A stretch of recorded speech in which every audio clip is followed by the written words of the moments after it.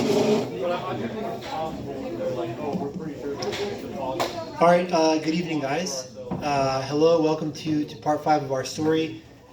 I look around and, as always, like so appreciative to the people that come out often for these talks. If you haven't been here before, the Hippo lectures are fiction readings. We're doing part 5 of 6 total, only one more episode left of this thing called The Lost History of Pullman. And this professor, Harold Bly Tornado at the fictional University of the Palouse, Pullman, has found this vast underground archive that details this indeed lost history. We just got done talking last episode, I should say, when the second golden age in Pullman under the king Bushkugarius VIII. There is teleportation, talking animals, time travel, that kind of thing. Today's today's story is on the Great Cataclysm of 1887, the penultimate episode of this entire presentation. We have a dual narrative too, right? So on the one hand, he's going back in time towards the lost history and talking about that while he's recording from the floor of Bruised Books, his bookshop in Pullman. And things are building with this girl, Allie, at Bruised Books, who her and her fellow sorority sisters, whoever, it's kind of undefined, are trying to take a photo of him or whatever. And who knows what? And the story is kind of bouncing back between those two narratives. So thank you for joining us. Thank you very much for coming out. At the end, I'm happy to take questions, as always.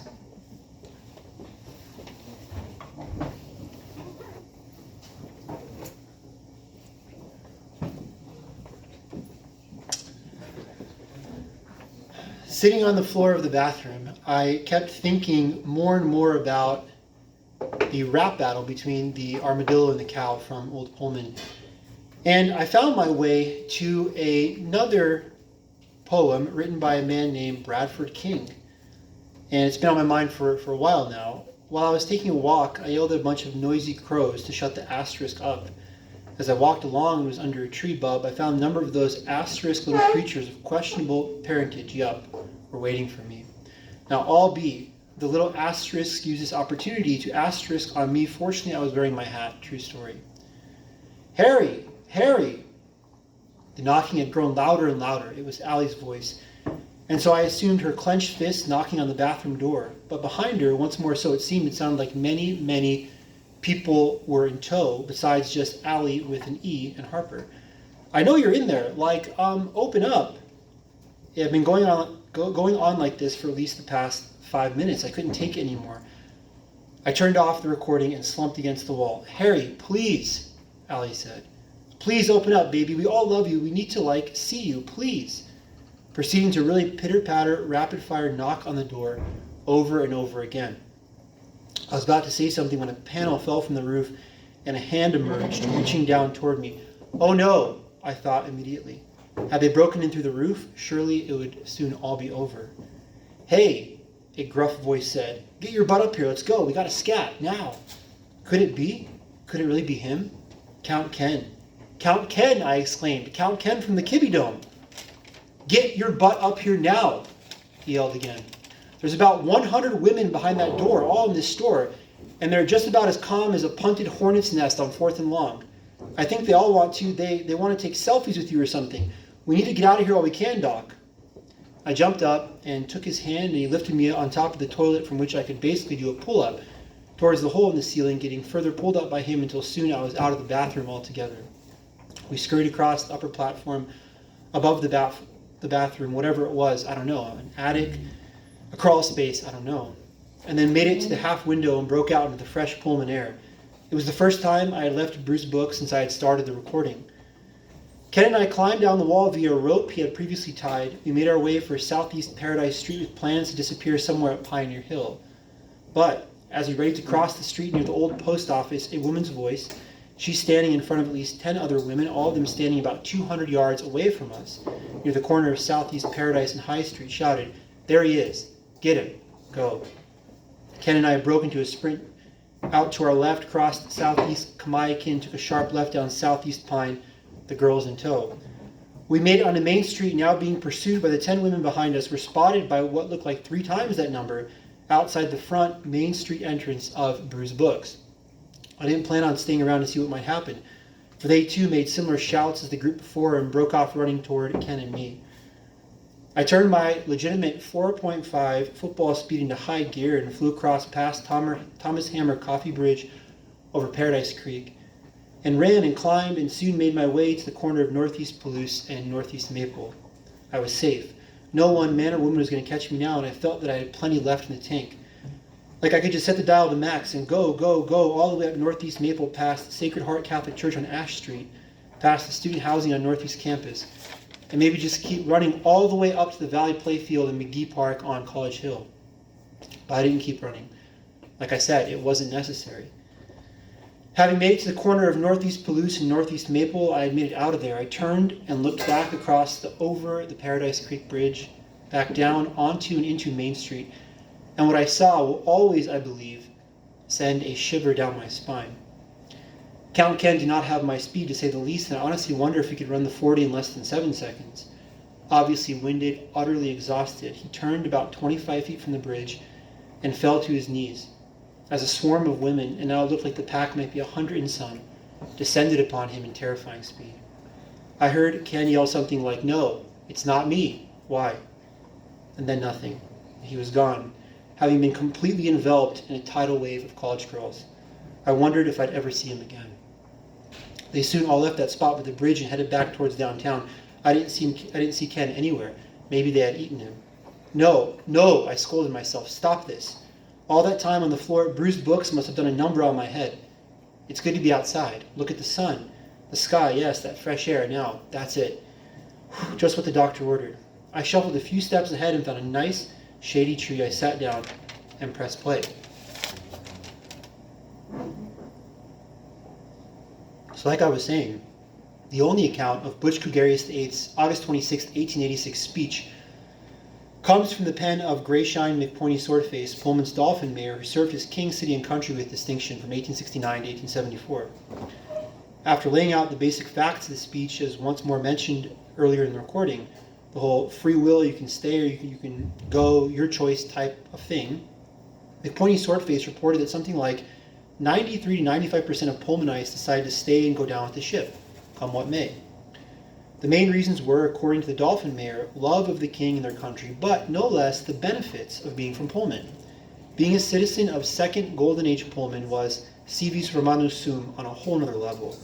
Time travel, teleportation, and diet largely consisting of eating metal so as to gain the muscle-building benefits of Giga Chad Swole only worked in the boundaries of Pullman Nation. This is what made lunar and planetary space travel so remarkable. Here is something fully Pullman that did work once people, the astronauts, left the boundaries of Pullman. Inspired by this, Pullman scientists tried to teleport and time travel and etc., all those things. With all the other second Golden Age benefits outside of Pullman's frontiers, and each time, 100% of the time, it did not work. One scientist tried eating metal in what is modern-day Colorado and suffered a few chipped teeth and a horrible case of intestinal distress. Animals did not speak outside of Pullman Nation. One experiment had a librarian scream incessantly at a group of blue jays perched on a tree branch. While this lasted more than 90 minutes, nothing. Not only did the blue jays not speak, well, they were famous for their tercerima poetry in 1870s Pullman, they did not even twitter or chirp, rather stared ahead blankly like dumb animals, nothing more. The experiment was held in what is modern-day Southern California, Orange County. So most of the Pullman residents, man and animal, stayed and decided to ride out the storm, whatever the storm might be. Neither the monks of the four Pullman Hills, nor the king, Butch Cougarius VIII, nor anyone within Pullman knew what was going to happen in what was then a year from now, August 26, 1887. And to that I turn next. Chapter 5, The Great Cataclysm of August 26, 1887. I know what I know about the Great Cataclysm of August 26, 1887, owing to the following reasons. First, as I mentioned in the previous chapter, Butch Cougarius ordering construction of the Underground Archive beginning in 1870 preserved a vast array of essential documents related to Old Pullman. I said it before, I'll say it again. Without this Underground Archive, the lost history of Pullman would not and could not exist. Second, there were survivors of the Great Cataclysm, and it was these families and their progeny, grand families of Pullman that I mentioned earlier with the noble names of Bryan, Terrell, Krugel, Beasley, and Brayton, among others, who, albeit secretly and with discretion, kept the memory of Old Pullman alive. I'll give but one example related to this. Enoch Albert Bryan. Official dates of life, May 10th, 1855 to November 6th, 1941. True dates, May 10th, 1826, 29 years earlier, to November 6th, 1941. Served as the third president of Washington State College and is considered in many ways WSU's, became WSU in 1959, greatest president and founding father. His presidential term at the school began 6 years after the Great Cataclysm and lasted 2 years into the Great War, 1915. Bryan Hall's clock tower, considered by many to be a symbol of Pullman and certainly a symbol of WSU, as countless recruiting brochure front page photos attest to, is named after him. Bryan is beloved by the Cougar community and Pullman writ large for right reason. He really did establish a first-rate flagship university, blending the various elements of the Palouse region into a productive amalgam of great academics, great sports, great student life, great engagement with the community, and respect for its agricultural traditions. What few, almost none, know is that Enoch Bryan did not arrive in Pullman in 1893, as his official biography states. Rather, he was born in Old Pullman on May 10th, 1826. He was 41 years old when the Second Golden Age commenced under the leadership of the great King Butch Gugarius VIII. He was a star in his late 40s in Pullman's Professional Football League, Collision Course Army Attack, playing the position of LeBam, Longbow Arrowman, the CCAA version of the QB position. Bryan averaged more than 1,000 yards passing per game in his 1869 MVP season. Legend has it he could throw the ball further than even Aeneas himself. Bryan was 61 years old when he, along with a small remnant, survived the Great Cataclysm. Everything I know about what happened in Pullman on August 26, 1887, comes from the personal recollections of a man who survived it, and afterwards, while president of Washington State College, wrote about his experience during the winter of 1900. That manuscript laid untouched for more than a century, nearly a quarter plus a century, hidden in the only above-ground part of the underground archive, naturally as if it could be anywhere else in the clock tower at Bryan Hall. According to Bryan's recollections, written 13 years after the fact, what happened on August 26, 1887, was that Pullman was hit with a mud flood of biblical proportions. At dawn that fateful morning, again, pausing the recording, this same thing just keeps happening again and again. The very moment I'm settled down and getting into the groove of the story, these women show up, led by their leader, Allie, to bother me, photograph me, who knows what else. If they capture me, maybe they'll just talk and talk and talk and talk and talk and talk at me until I can't stand it any longer and pass out from auditory overload. As before, I don't plan on sticking around to find out. In front of me, maybe not even 100 yards away, moving fast, having come this way as I did across Main Street over the bridge spanning Paradise Creek, looked to be a band of at least 300 college girls. I exhaled, stood up, and started sprinting up Northeast Maple. I planned to take it all the way to the top, but another group, this time 25 or 30 perhaps, I don't know, were running down Northeast Maple towards me, forcing me into a sharp right on a Northeast Maiden Lane. I dropped off on a Northeast Morton, my sights set towards Rainey Park. I kept on running, soon through Rainey Park on a Northeast Gray Lane, which led me on a WSU's campus, right to the foot of Cardiac Hill and the famed College Avenue steam plant.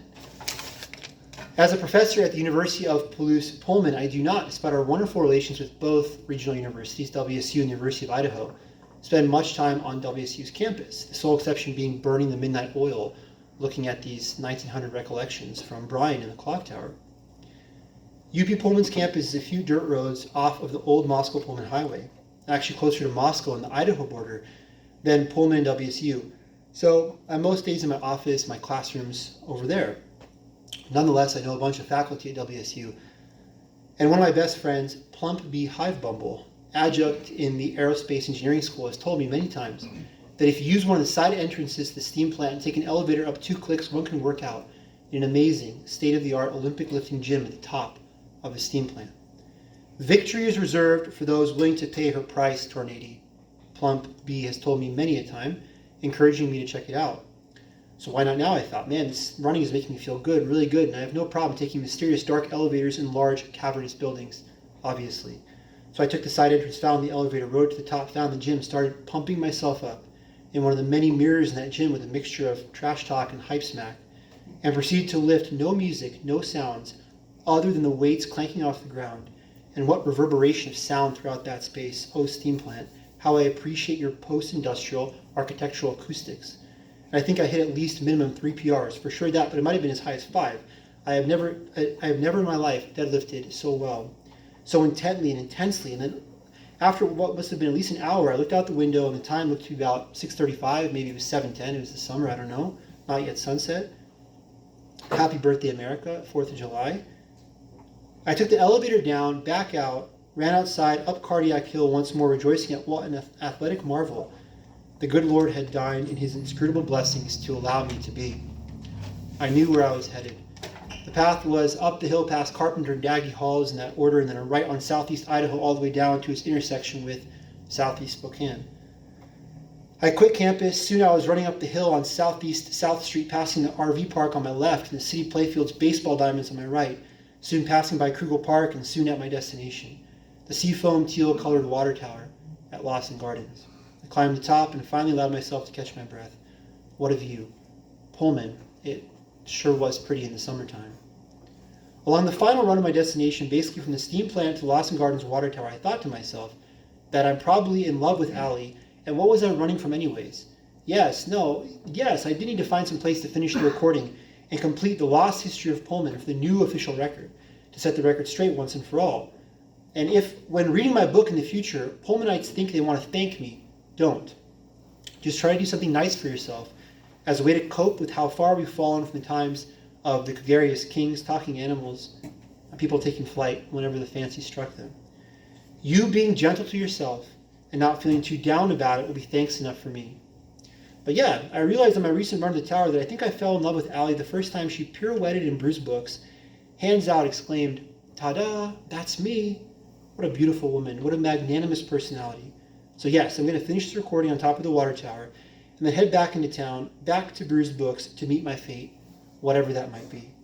At least I'll be able to proclaim my love to Allie face to face as I should have done many hours ago on this July 4th. I smiled as once more I looked out over the entire span of Pullman from the water tower, looking out, looking down. I should restart the recording and finish, but not yet. I've never taken in this scene, this Palouse scene like this before. Wow. I start laughing as I consider my present circumstances atop a tower running from a whole world of young women. I'm a reverse Rapunzel, I realized. Rapunzel was imprisoned in a tower, daily awaiting the rescue of a strapping prince. I'm the prince, who voluntarily scaled the tower, hiding out in self-isolation from a horde of Rapunzels, with aims not to liberate me, but who knows? I need to stop getting distracted. I find the button once more and press it again. It's like I was saying, on dawn of August 26, 1887, enormous, black as midnight, deep and dark as petroleum clouds, rolled in and ringed all four hills of the city. A torrential downpour of mud, Brian wrote, began and did not let up for nearly a fortnight. It was not until the afternoon on the 9th of September that even a singular ray of sunshine came forth from a sky not blackened by descending mud. Brian reports the mud fell for 2 weeks as if from a grand waterfall, at that rate, speed, and consistency. By September 9th, Old Pullman was lost, destroyed by an unclassifiable mud flood. A grand nation of more than 1.5 million people had been reduced to a population of less than 1,000. The only survivors were in Pullman City, those who had flown to what is modern-day Sunnyside Park on Sunnyside Hill, the lone point in all the city and all the nation that was not submerged beneath more than 25 feet of mud. The highest levels reached in this one safe space on Sunnyside Hill was 4 feet 7 inches, Brian reported. To this day, Pullman holds its annual 4th of July fireworks at Sunnyside Park. A nice park, nice to have it there. Those not in the know think. The old guard families of Pullman know the real reason. Here in this place, we thank God for a singular grace and place of refuge from the great mud flood. At the end of September 1887, Brian wrote that the mud was practically annihilated by a week-long combination of some kind of pounding rain, normal rain, I do note, followed by 3 days of scorching temperatures exceeding 130 degrees Fahrenheit. Somehow, I have no idea how, this all caused the mud to first dissolve and then evaporate off the ground, if there is any silver lining here. I believe it's in the mysterious properties of the mud that apparently made the Palouse region even more fertile than before. Whitman County, the nation's largest producer of wheat, owing to the genius and hard work of farmers for sure, but to a fertilizing mud falling from the sky all the same. Already by that first winter, Brian notes, there were only small indicators that any type of mud flood had even occurred in the first place. What had been lost, however, was incalculable. All the gifts of Old Pullman, the teleportation, the time travel, all that was gone. Brian reports trying to fly many times after the Great Cataclysm, but each time to no avail. He once severely sprained his ankle jumping off a 10-foot ledge and furiously flapping his arms. No one would ever again, perhaps Christmas Eve excepted, hear another animal speak in Pullman. Brian, despite the great work he did for WSC, never got over the loss. In a 1906 letter to his wife Harriet, he complained about bureaucratic red tape in the administration, lamenting, quote, "If you gave me 3 old Pullman beavers, 2 accounting-savvy mastiffs, and a cohort of deans made up exclusively of English-accented hippopotami, I would have this ship running smoother than ever, my dear woman." Citizens of Pullman could sometimes see the university president down by Paradise Creek, sitting by the water after his regular evening walk. They saw him and thought no more of it, a common enough scene. Little did they know he was trying in vain to get the fish to surface and fly through the air, as they once had, singing as they buzzed about like dragonflies.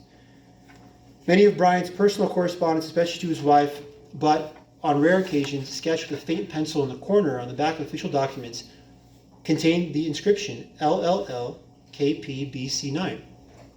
LLL-KPBC9. Long live the lost king of Pullman, Butch Kugarius IX. Ever since the end of Old Pullman and the death of Butch Kugarius VIII, Old Pullman families held out hope that one day the lost king of Pullman, the rightful heir to the pumpkin throne, Butch Kugarius IX, would surface and bring to the fore memories and realities of a long lost, thought completely mythological, if remembered at all, past, that is as real as the book you're holding in your hands now, as real as a Pullman sunset, as dirt kicked up by trucks on the old Moscow Pullman highway, as real as the ice cream at Ferdinand's on campus, and as real as the smell of the used books you can plunge your nose into and receive immediate, yes, instantaneous olfactory pleasure. The place selling those old, used, and bruised books where I first pressed play. If you ever find yourself out and about in Pullman, perhaps you live there or you're just passing through, don't forsake the alleys that snake their way through downtown to overlook the lesser bridges over Paradise Creek. Nor forget to really get into the byways of the campuses, both WSU and UP Pullman. Make sure to turn that stone, move that leaf, crane your neck into that hard-to-see and reach corner. Find an old building and ask to be shown the basement. If you can move a painting a bit and peek behind, do. For here, there, and everywhere, hiding in plain sight among us, in the year now for us, 2026, you'll see those letters scrawled, painted, and graffitied in the most out-of-the-way, hole-in-the-wall places of our city. LLL-KPBC9, long live the lost king of Pullman, Butch Kugarius IX. Once you know, you can't unknow, and many people, not just me, await the return of Butch, the Kugarius king of the Palouse pumpkin throne. The official census reports the 1890 Pullman population as 868 people, and that is 100% correct. Behold, one of the few times the official story concords with the true one. For that's what was lost, that's what the Great Cataclysm had taken from a once proud people and great nation.